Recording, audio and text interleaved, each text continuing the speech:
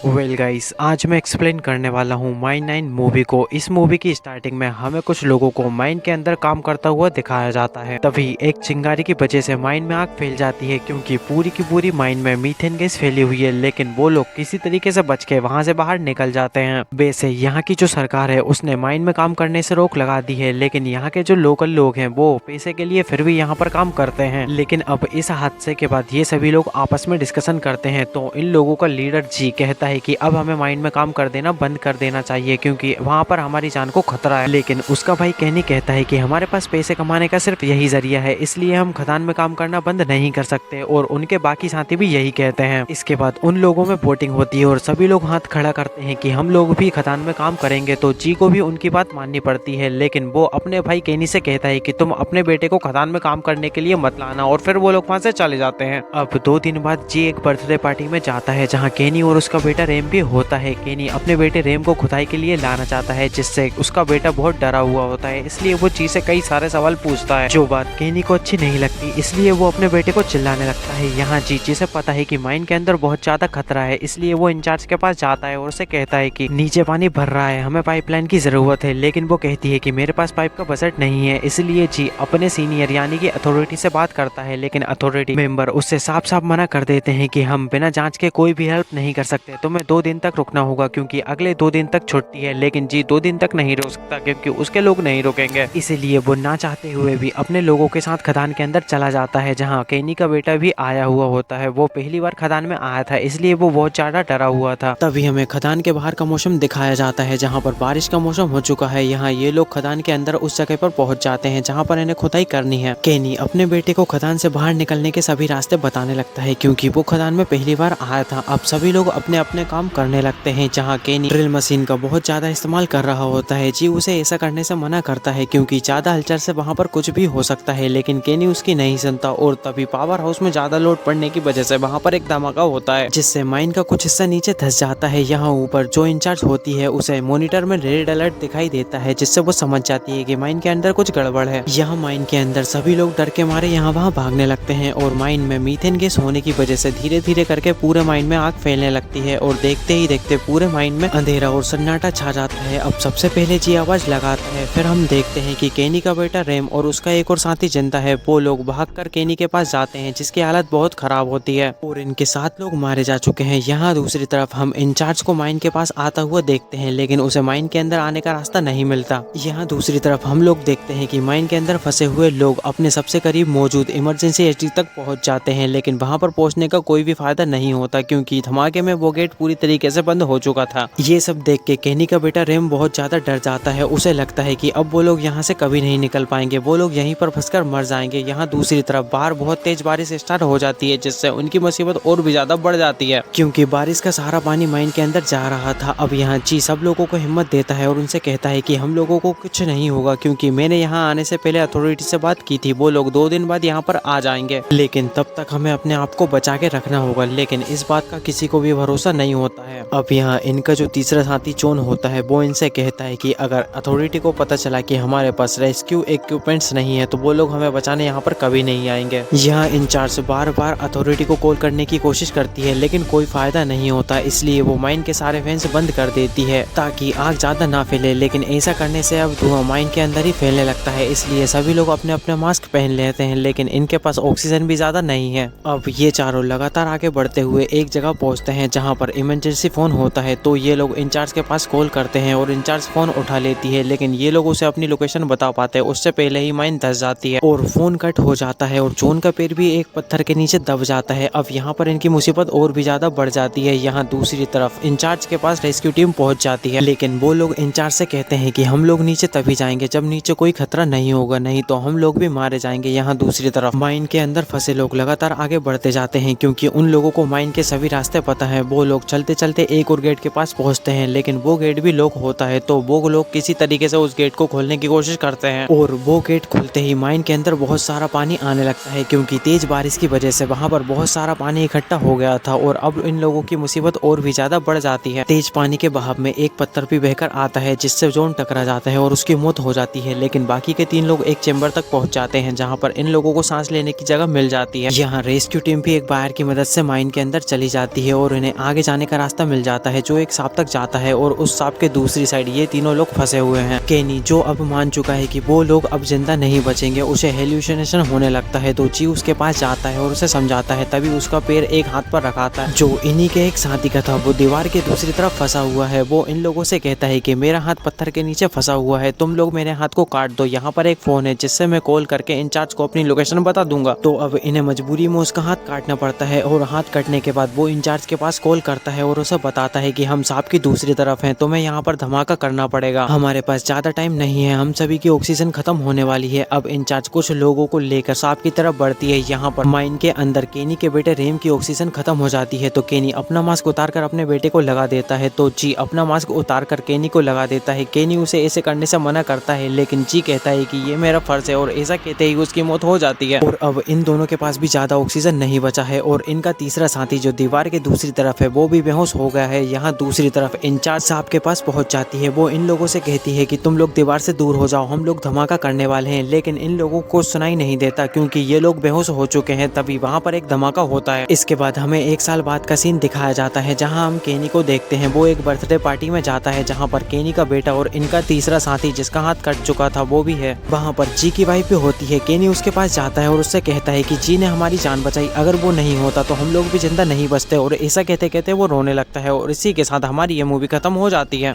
So guys, अगर तुम्हें ये वीडियो पसंद आई हो तो वीडियो को लाइक और चैनल को सब्सक्राइब जरूर कर लेना और अब मैं तुम्हें मिलूंगा नेक्स्ट वीडियो में। तब तक के लिए जय श्री राम।